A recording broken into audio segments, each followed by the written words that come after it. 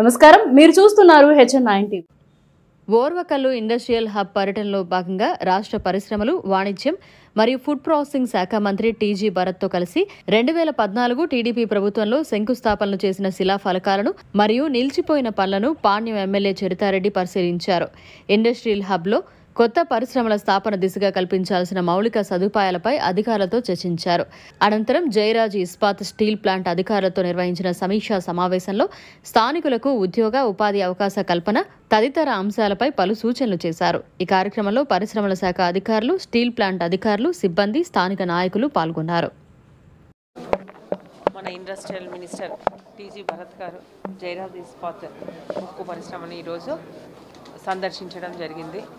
ఇది గతంలో చంద్రబాబు నాయుడు గారు 2014 నుంచి 2019 వరకు ముఖ్యమంత్రిగా ఉన్నప్పుడు అప్పుడు శాంక్షన్ చేసినదే ఈ ప్లాంట్.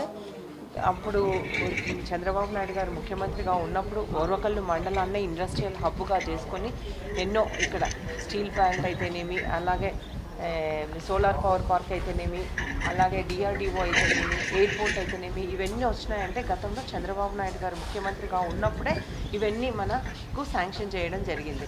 అప్పుడు ఇవన్నీ బాగా పరుగులు పెట్టాయి. గత 5 ఏళ్లలో ఇవి ఏ మాత్రమూ ముందుకు వెళ్ళడం లేదు.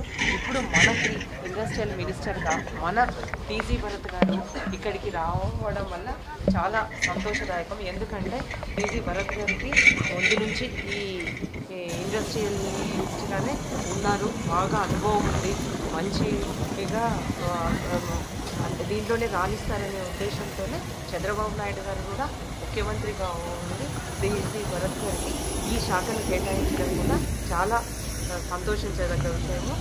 ఆయన ఉండేది ఈ శాఖలోనే ఉన్నారు మొదటి నుంచి టీజీ భరత్ గారికి. అంతేకాకుండా ముఖ్యంగా మంచి అవగాహన ఉంది ఈ ఇండస్ట్రీ పైన. మనకి కూటమి ప్రభుత్వం అధికారంలోకి వచ్చిన తర్వాత మనకి సెంట్రల్ నుంచి కూడా మన అమరావతి కోసం అంటే చంద్రబాబు నాయుడు గారి కృషి చొరవతో మనకి 12,000 కోట్ల రూపాయలు అమరావతి రాజధాని పూర్తి చేయడానికి ఇవ్వడం జరిగింది.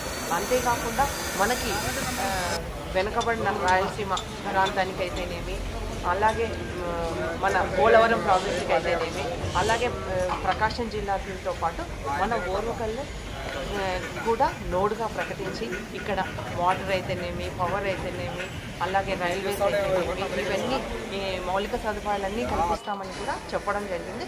కాబట్టి చాలా సంతోషించదగ్గ విషయం. రేపు మనకి ఇంకా ఎక్కువ పరిశ్రమలు ఇక్కడికి రావడానికి అవకాశం ఉంది. నేను ఒక్కటే కోరుతా ఉన్నా, దీని మూలంగా తొందరలోనే దీన్ని పూర్తి చేసి చంద్రబాబు నాయుడు గారి దృష్టికి కూడా తీసుకెళ్లడం జరిగింది. ప్రభుత్వం వచ్చిన 3 రోజుల్లోనే ఫస్ట్ ఫౌండేషన్ వేసింది చంద్రబాబు నాయుడు గారే, తెలుగుదేశం ప్రభుత్వమే. ఇప్పుడు కూడా ఇనాగరేషన్ కూడా చంద్రబాబు నాయుడు గారి చేతుల మీదే చేయాలి. అందుకే ఇప్పుడు మనకి ఇందాక పవర్ ప్రజెంటేషన్ కూడా అక్టోబర్కి కంప్లీట్ అయిపోతుందని చేయడం జరిగింది. చాలా సంతోషం. ఇక్కడ ఎంతోమందికి ఉద్యోగ, ఉపాధి అవకాశాలు దొరికే అవకాశం ఉంది. నేను ఒక్కటే కోరుతా ఉన్నా మన మినిస్టర్ భరత్ గారిని, ఏంటంటే ఇక్కడ పరిశ్రమలు వస్తూ ఉన్నాయి, మన పిల్లలంతా చదువుకుంటున్నారు. కానీ దీనికి తగిన స్కిల్ని డెవలప్ చేస్తే, అంటే ఏ స్కిల్ ఇస్తే వీళ్ళకి ఏ దాంట్లో నైపుణ్యం సాధిస్తే వీళ్ళు ఇక్కడ జాబ్ చేసుకోవడానికి అవకాశం ఉందో దాన్ని కానీ ఏర్పాటు చేసినట్లయితే చాలా ఇంకా ఎంతోమందికి ఉద్యోగ, ఉపాధి అవకాశాలు ఏదైతే మనకి ఈ మినిస్టర్ కావడము, అందులో ఈ మన పాణ్యం నియోజకవర్గంలోనే ఓర్వకల్లు ఇంకా రాబోయే కాలంలో ఇంకా మంచిగా అభివృద్ధి పదంలో నడుస్తుంది. ఎంతోమందికి చదువుకున్న విద్యార్థులకు కూడా ఇక్కడ ఉన్న లోకల్లో ఉన్న వాళ్ళకి స్థానికులకి ఉద్యోగ, ఉపాధి అవకాశాలు కల్పించాలని కూడా.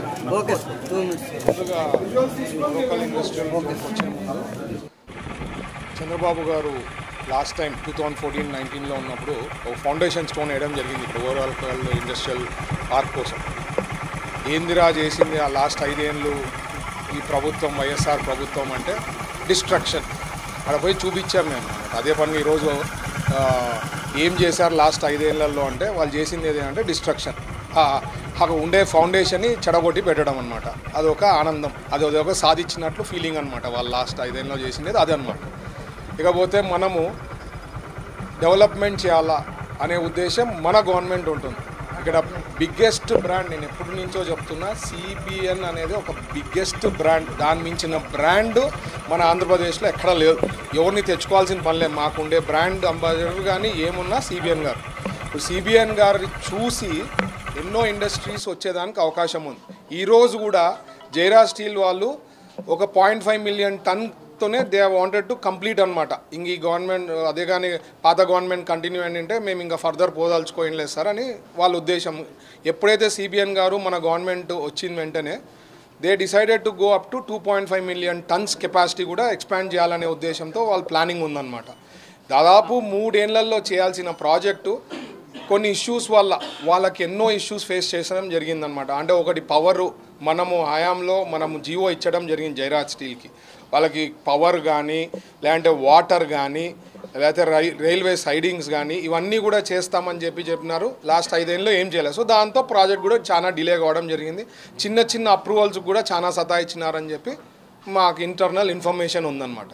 సో ఇంకో ఎగ్జాంపుల్ కూడా చెప్తాను. నిన్న ఒక ఇండస్ట్రియలిస్ట్ వచ్చాడనమాట పెట్టుబడులు పెట్టేదానికి, నాట్ ఫర్ కర్నూల్ బట్ వేరే చోట. ఆయన చెప్పడము, లాస్ట్ 5 ఏళ్ళలో సార్ మేము ఎప్పుడైతే గవర్నమెంట్ మారిందో మేము చెన్నైకి వెళ్ళిపోయినాం. దాదాపు 2,000 నుంచి 3,000 కోట్ల పెట్టుబడులు అక్కడ జరిగినాయి. ప్లాంట్ రన్నింగ్ ఉంది.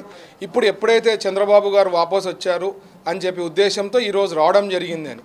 సో వాళ్ళకి మా పని ఏమంటే ఎవరైతే ఇండస్ట్రియలిస్టులు ఉన్నారో వాళ్ళతో ఫాలోఅప్ చేసి ఒక హ్యాండ్ హోల్డింగ్. ఎందుకంటే నేను చెప్పా కదా, మనకి బిగ్గెస్ట్ బ్రాండ్ అంబాసిడర్ కానీ ఒక బిగ్గెస్ట్ బ్రాండ్ వచ్చి సిబిఎన్ గారు.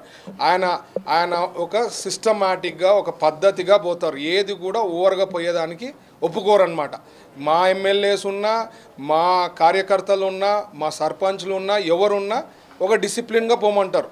సో ఆ ఫీలింగ్ అనేది, పాజిటివ్నెస్ అనేది డెవలప్ కావడంతో ఖచ్చితంగా ఇండస్ట్రీస్ వచ్చేదానికి పెద్ద ఎత్తున అవకాశం ఉంది.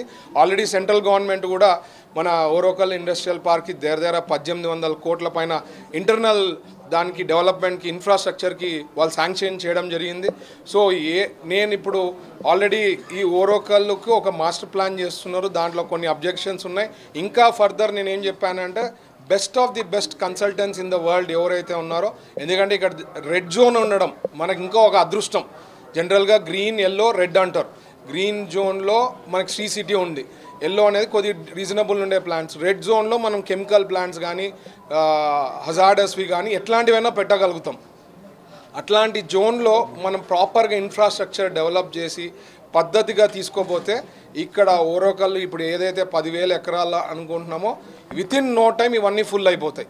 సో అది కూడా ఆదేశాలు ఇవ్వడం జరిగింది. మన కమిషనర్ గారితో కనుక్కొని బెస్ట్ కన్సల్టెంట్ ఎవరు దాంతో ప్లాన్ చేసి ఇక్కడ ఏమన్నా లోపాలు ఉంటే అవి సరి చేసుకొని మనకి ఫండ్స్ అలొకేట్ అయినా పద్ధతిగా ప్రాపర్గా చేసుకొని పోవాలని చెప్పడం జరిగింది. జైరాజ్ స్టీల్ వాళ్ళు కూడా కొన్ని ఇష్యూస్ చెప్పారు. అవి కూడా ఏదైతే జియోలో లాస్ట్ టైం ఇచ్చడం జరిగిందో అవన్నీ కూడా నెరవేరుస్తామని చెప్పి హామీ ఇవ్వడం జరిగింది. So future is very bright. ఆంధ్రప్రదేశ్కి మంచి ఇండస్ట్రీస్ వచ్చేదానికి అవకాశం ఉంది. మాకు బిగ్గెస్ట్ బ్రాండ్ సిబిఎన్ గారు, ఆయన పేరు పెట్టుకుంటే చాలు, మనం అందరినీ తెచ్చుకోవాలి. మనం చేయాల్సిన పని అంతా ఏమంటే వాళ్ళతో నీట్గా ఫాలోఅప్ చేసుకొని హ్యాండ్ హోల్డింగ్తో తీసుకుపోయి వాళ్ళు మంచిగా చేసుకున్నామంటే బాగా పెద్ద ఎత్తున ఇండస్ట్రీస్ వచ్చేదానికి అవకాశం. లాస్ట్ 5 ఏళ్లలో మాత్రం చేసిందంతా డిస్ట్రక్షన్. ఈరోజు చూపించా వీళ్ళ పనే అది, డిస్ట్రక్షన్. ఆనందం పొందుతారనమాట లాస్ట్ ఉండే గవర్నమెంట్ వాళ్ళు. సో ఫ్యూచర్ అనేది వాళ్ళతో ఉండదు. నేను అది కూడా చెప్తున్నా, మా గవర్నమెంట్ విల్ కంటిన్యూ, చంద్రబాబు గారు will continue for another 2 decades.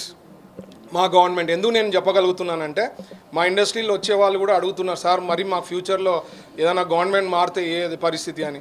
Already మీకు తెలుసు క్రికెట్ టీం అంతా సైజ్ అయిపోయింది ఇప్పుడు సబ్జెక్టు వాళ్ళది. సో ఆల్రెడీ వాళ్ళు ఎన్నో ఇల్లీగల్ ఇష్యూస్ ఎన్నో జరిగినాయని చెప్పి వినడం జరిగింది. సో అసలు పార్టీ ఉంటుందా లేదా అనేది అది దేవునికే తెలియాలా. బట్ మన గవర్నమెంట్ మాత్రం పద్ధతిగా అన్నిటికీ కూడా సిస్టమాటిక్గా చేస్తాం కాబట్టి we will continue for next 2 decades. There will be no problem అండి. Thank you. చెప్తున్న అవకాశం ఉంది. నేను ఆల్రెడీ చెప్పా, ఇప్పుడు మనము పేర్లు అవి చెప్పినామంటే కాంపిటీషన్ హెవీగా ఉందన్నమాట. పక్కన ఉండే రాష్ట్రాలు గుంజుకోపోయే దాంట్లో ఉన్నాయి. బట్ నేను ఒకటి చెప్పేది ఏమంటే కర్నూలు ఓరోకల్ ఇండస్ట్రియల్ పార్క్కి మీరు ఊహించినంత కన్నా ఎక్కువనే వస్తాయి. మీరు ఊహించేది ఒక 1,000 కోట్లు అంటే 2,000 అవుతుంది, లేకపోతే 3,000 అవుతుంది. మీరు ఊహించినది 5,000 అంటే అది 50,000 కూడా కావచ్చు. But we have a plenty of good scope. ఎందుకంటే ఇది ఒక రెడ్ జోన్లో అన్ని రకాల ప్లాంట్స్ పెట్టేదానికి అవకాశం ఉంటుంది. మనకు ల్యాండ్ బ్యాంక్ ఉంది, రీజనబుల్ ల్యాండ్ కాస్ట్ ఉంది, అండ్ బెస్ట్ ఇన్ఫ్రాస్ట్రక్చర్ డెవలప్ చేయబోతున్నాం కాబట్టి we will get good industries అండి కర్నూలు. అదే చెప్పినాను, రైల్వే లైన్ది కూడా ఆల్రెడీ లాస్ట్ టైం మాస్టర్ ప్లాన్లో ఉందని ఈరోజే చెప్పడం జరిగింది జయరాజు వాళ్ళు. అది రీవర్క్ చేసి ఖచ్చితంగా రైల్వే సైడింగ్ అనేది గ్యారంటీ చేసి తీరాల్సిందే. అది ఆల్రెడీ సర్వే కూడా కాంట్రాక్టర్కి ఎవరికో ఫైనలైజ్ చేయడం జరిగిందంట డిసెంబర్లో. అది రీవర్క్ చేసి అది ప్లాన్ చేస్తాం. అట్ ద సేమ్ టైమ్ ఇంకో వాటర్ ఇష్యూ, ఈ కాంట్రాక్టర్తో ఏం ప్రాబ్లం ఉంది, ఎక్కడ ఇష్యూస్ ఉందో తెలుసుకొని అది కూడా సార్ట్అవుట్ చేసే దాంట్లో ఉంటాం. ఖచ్చితంగా వాటర్ అనేది ఇంపార్టెంట్. వాటర్, ఎలక్ట్రిసిటీ, ఇవన్నీ ఇన్ఫ్రాస్ట్రక్చర్, రోడ్స్ ఇవన్నీ కూడా కరెక్ట్గా ఉండి ఇంటర్నల్ డ్రైన్స్ బాగుంటే ఎవరైనా ఇండస్ట్రీస్ వచ్చేదానికి పెద్ద ఎత్తున అవకాశం ఉంటుంది. మరిన్ని అప్డేట్స్ కోసం మన HN9 TV ఛానల్ని సబ్స్క్రైబ్ చేసుకోండి.